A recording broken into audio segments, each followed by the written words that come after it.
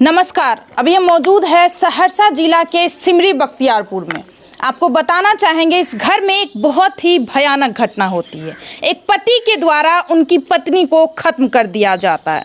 वजह यही थी कि पति काफ़ी ज़्यादा शराब पीता था। पति का यही कहना था कि हमें पैसा दो, जितना भी घर में सामान है वो सब बेचना चाहता था, लेकिन पत्नी उस पर रोक लगा रही थी। पत्नी का ये कहना था हमारे घर में एक जवान बेटी है, उनका शादी करना है, 2 छोटे छोटे से बच्चे हैं, उनको पढ़ाना लिखाना है। तो उन्हें ना पैसा दिया जाता था, ना ही कोई सामान बेचने के लिए दिया जाता था। इसी वजह से गुस्से में आकर के एक पति के द्वारा पत्नी को ख़त्म कर दिया जाता है। आपको ये भी बताना चाहेंगे कि शराब के नशे में वो इतना धुत रहता था कि वो अपना जिस पे वो रह रहा था वो ज़मीन बेचने को भी तैयार था। बेचने को ही तैयार नहीं था, वो ज़मीन किसी और को ऑलरेडी वो दे चुका था। और उनके पति के द्वारा ये कहा गया था कि इस ज़मीन पे अब तुम घर बनाओ, लेकिन पत्नी इस चीज़ से साफ इनकार कर रही थी। और इसी सब चीज़ को लेकर के काफ़ी ज़्यादा दोनों में लड़ाई होता था। इससे पहले भी काफ़ी बार सुनीता देवी को मारने की कोशिश की गई थी। आपको ये भी बताना चाहेंगे कि उनके बच्चे के सामने सुनीता देवी को ख़त्म किया गया। बड़ा बेटा था, उनके सामने सुनीता देवी को काफ़ी ज़्यादा बेरहम तरीके से मार पीट करके ख़त्म कर दिया जाता है। और ये वही जगह है जहां सुनीता देवी को ख़त्म किया जाता है उनके पति के द्वारा। और सिर्फ पति ही शामिल नहीं थे, और भी 2 व्यक्ति थे जिनको सुनीता देवी के पति ज़मीन दिए थे। मतलब 3 व्यक्ति टोटल इसमें शामिल थे। इसी बेड पे उस महिला को ख़त्म कर दिया जाता है। उसके बाद उस महिला को इस रूम में आकर के एक रस्सी के द्वारा बांध करके इस खिड़की में बांध दिया जाता है। गले इस खिड़की में एक रस्सी बंधा हुआ रहता है और यहाँ पे वो लेटी हुई रहती है।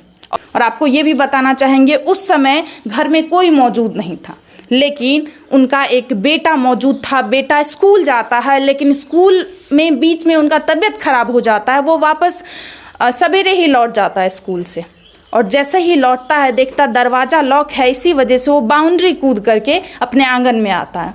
और जैसे ही आंगन में आता है देखता है मतलब उनकी माँ को उनके पिता के द्वारा और भी 2 व्यक्ति के द्वारा ख़त्म किया जा रहा है।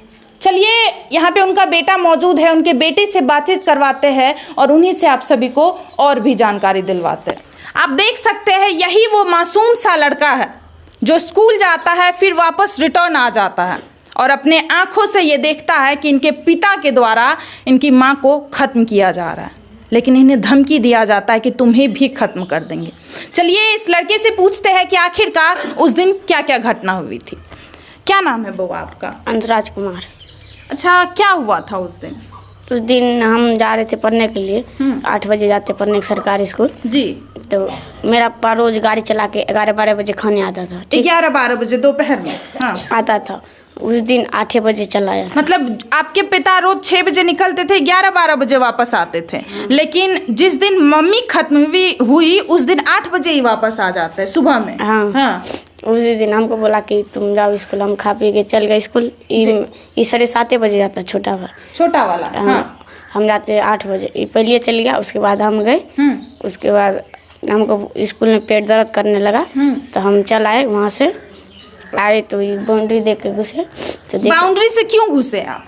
क्या है कि गेट बंद था, मेन गेट जो है दरवाजा बंद था। हाँ। तो हम तब देखे कि वो बंद है, तो हम इस देखे घुसे। आप बाउंड्री कूद गए? हाँ। ये वही बाउंड्री है जिसे ये बच्चा कूद करके जब देखता है दरवाजा हमारा लॉक है तो ये बाउंड्री कूद करके अंदर आता है। और जैसे ही आप अंदर आते तब क्या देखते हैं? देख कि मेरा पापा गर्दन पे चढ़ा था और मुंह में कपड़ा ठुसा था और 2 आदमी रस्सी गला में बांध के खींच रहा था। वो किस रूम में ये सारा चीज आप देखे थे? इस रूम में। ये वाला रूम में? हाँ। बेड पे ऐसा हो रहा था, मतलब आपके पापा के द्वारा और 2 व्यक्ति के द्वारा आपकी माँ को खत्म किया जा रहा था। हाँ।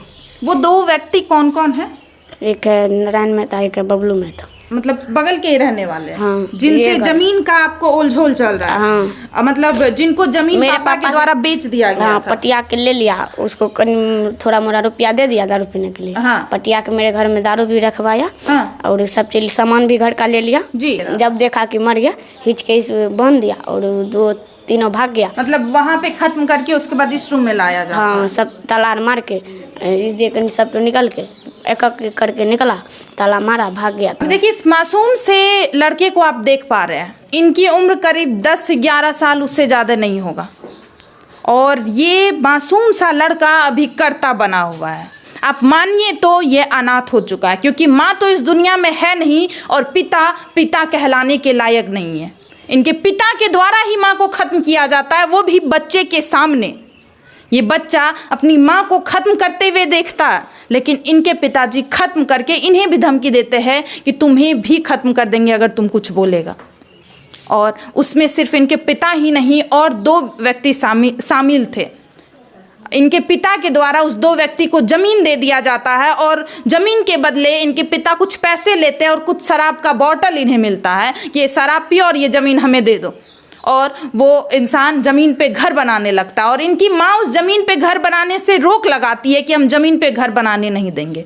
बस इसी दुश्मनी से वो 2 व्यक्ति भी इस केस में शामिल हो जाते हैं। आपको बताना चाहेंगे, ये सबसे बड़ा बेटा है और सबसे छोटा बेटा आप ये देख सकते हैं, ये सबसे छोटा बेटा है। और एक बेटी है जो सबसे बड़ी है, आप देख सकते हैं ये बेटी है, ये इस बार 10th का एग्ज़ाम दी है। और ये तीनों बच्चे के माता इस दुनिया में मौजूद नहीं है और पिता तो पिता कहलाने के लायक ही नहीं है। इस बच्चे के ऊपर क्या गुजर रहा होगा ये आप या हम नहीं समझ सकते हैं, क्योंकि इस बच्चे के माता पिता नहीं। अब ये बच्चे कैसे अपना जीवन व्यतीत करेंगे, कैसे रहेंगे इस घर में, कुछ नहीं पता। से इस घर को भी हथियाने में सब लगे हैं। देखिए, इन्हीं से पूछते हैं कि ये क्या चाहते हैं। आप कहाँ थे जब आपकी माँ को ख़त्म किया गया था? हम नानी गाँव में थे। नानी, आप यहाँ पे मौजूद नहीं थे? आप क्यों नानी गाँव में रहते थे? मुझे भी मारना चाहते थे पापा। पापा आपको भी खत्म करना चाहते? एक बार हमको मतलब गलत बात मारे। हाँ, हम बच गए तो मेरी मम्मी वहाँ भेज दी नानी को। बस इसी वजह से आप नानी घर में रह रहे हैं? हाँ। मतलब आप समझ सकते हैं, बेटी को भी खत्म करने का कोशिश किया गया था और गला दबा करके मारा भी जा रहा था, और उसी वक्त इनकी माँ अपने घर भेज देती है, इनको नानी घर भेज देती है कि चलो मेरे ऊपर जो होगा होगा, लेकिन हम अपनी बेटी के ऊपर आंच नहीं आने देंगे। और ये लड़की शुरू से नानी घर में ही रहती है और जब इनकी माँ को ख़त्म किया गया था उस टाइम भी ये नानी घर में ही थी। और ये बच्चा जो आप देख पा रहे हैं, ये छोटा सा लड़का, ये अपने स्कूल में था और बस यही लड़का जो अभी कर्ता बना हुआ है ये यहाँ पर मौजूद था। अच्छा, आप बताइए, आप क्या चाहते हैं अभी जिनके द्वारा आपकी माँ को ख़त्म किया गया? आप क्या प्रशासन से अनुरोध करते हैं? क्या सजा मिलना चाहिए उन्हें? जैसे मेरी मम्मी को मारा तरपा वैसे उसको, आपके पिता को भी वैसे ही खत्म कर? हाँ, पिता को भी और दोनों को, वो दोनों व्यक्ति को भी। आप क्या चाहते हैं बाबू, सजा क्या चाहते हैं? हम चाहते हैं कि तीनों जैसे मेरे मम्मी को मारा वैसे मार कड़ी सजा मिले। इसमें तो एक आपके पिता भी है? हाँ, और वो दोनों भी। पिता को भी आप सजा दिलवाना चाहते हैं? पिता के जाने के बाद तो आप वैसे अनाथ हो जाइएगा ना? वैसे ही हम अनाथ है पहले से। पिता है तो पिता कहलाने के लायक नहीं है। देखिए, इनके मुंह से आप ये शब्द सुन पा रहे हैं कि पिता के लिए ये सज़ा का डिमांड कर रहे हैं। माँ नहीं है, लेकिन पिता को भी ये चाहते हैं कि गिरफ्तारी हो और वो जेल में रहे हर समय। अब समझ पा रहे होंगे आप, ये देख सकते हैं, ये बूढ़ी माता जी को आप देख पा रहे हैं, ये उस जो हत्यारा है, जो इस घर की बहू को ख़त्म किए है, ये उनकी माँ है। मतलब ये उनकी सास है, जो बहू थी उनकी सास है। इनसे पूछते हैं कि ये क्या चाहती है। आपकी बहू थी ना, और वो बेटा रही है ना यहाँ के, की कहे ले चाहे छिए? जे मारा बच्चा हमरा कोई मतलब, जो बेटा जो पता पति हमरा बहन को तो बेटा रे की करते। अच्छा, आप यहाँ पे नहीं रहते थे दादी? क्यों नहीं रहते थे? हमरा नहीं रहते थे, भगा दे रहे। कौन भगा देता था? बेटा यार, बेटे। हाँ, छोटा पाँच दे जो भाग हो जाए। और बहू? नहीं, बहुत के बहन के नाम खैया रही। और बेटा के द्वारा आपको मतलब गला दबा करके बाहर निकल दिया जाता था घर से? हाँ। आप अभी क्या चाहते हैं? आपके बेटे के द्वारा आपकी बहू को ख़त्म कर दिया गया। आपके छोटे छोटे पोता पोती है, आप देख सकते हैं, जो कि आज से 2-3 साल पहले, 2 साल बाद जो है आपकी पोती का उम्र भी हो जाता शादी का, लेकिन अभी तो कोई है नहीं। क्या चाहते हैं अपने बेटे के लिए? मर जाऊँ, हमारे पता अपने टुकड़े रहते, माइयों ने बापू ने चल जाए। चाहते हैं बेटा खत्म हो जाए। हाँ। सजा मिले करी से करी। हाँ। देखिए, माँ के मुंह से ऐसा शब्द सुन के भी आप लोग भी आश्चर्य हो रहे होंगे कि एक माँ ऐसा कैसे बोल सकती है। एक इस माँ का ये कहना है वो बेटा बेटा कहलाने के लायक नहीं है, ना वो अपनी पत्नी को संभाल पाए, ना वो अपनी बच्चे को संभाल पाए, और हमको तो शुरुआत में ही घर से बाहर निकाल दिए थे। अपनी माँ का वो गर्दन पकड़ते हैं और इन्हें घर से बाहर फेंक देते हैं, जाओ तुमको जहाँ रहना है रहो जा करके। और इस परिवार में ऐसे एक भी लोग नहीं है जो उनके साथ खड़े हैं, सब उनके खिलाफ खड़े हैं। सबका यही कहना है कि उस व्यक्ति को कड़ी से कड़ी सजा मिलना चाहिए, चाहे उनके औलाद हो या चाहे उनकी माँ हो। और भी कुछ लोग यहाँ पे मौजूद है। कौन थी वो आपकी जो औरत थी घर की? हमारा साली थी। आपकी साली थी। क्या कहना चाहते हैं सर? हमारे जैसे साली चले गई, जैसे हमारे सालों को कड़ा से कड़ा सजाई, कड़ी से कड़ी सजा मिलना चाहिए। इससे पहले भी बहुत मारा पीटा जाता था। इससे पहले मारा पीटा जाता था तो समझौता करते, समझौता हो जाता था। जब भी मारा पीटा जाता था वो आकर के पैर पे गिर जाता था कि इस बार माफ कर दीजिए, दोबारा नहीं करेंगे। 3 बेर पैर पर गिर कर के माफी मांगे, हाँ दोबारा नहीं करेंगे, आप ऐसा कर्म नहीं करेंगे। तो ये 3 महीने से वो कमा करके 100 रुपये 50 रुपये दे कर कैसो इसको पाल रहे थे पाल अपने बाल रही थी बच्चे तो को। बच्चे हाँ। फिर 8 की 10 रोज के बाद में अब क्या हो रही थी, ये बच्चा मन ही मन प्लानिंग प्लॉटिंग कर रहे थे खत्म करने। सुनिए, गैस चूल्हा जितना भी घर का सामान होता है, चौकी वौकी सब कुछ बेच दिया गया था। सबके उसी के पास में, मतलब जिनसे वो पैसा लेते थे, जिनसे शराब पीते थे, सब उनको दे दिया उसी गया। के पास में एक भी सामान नहीं है बउआ आपके घर में? एक भी सामान नहीं। जो सामान था सब बेच दिया आपके पिताजी? सब बेच दिया। मतलब गैस चूल्हा, चौकी, मोटर, लाइट सब दे दिया उनको। अभी घर में एक बेड बाकी है, वो दादी का है। दादी का था। हाँ।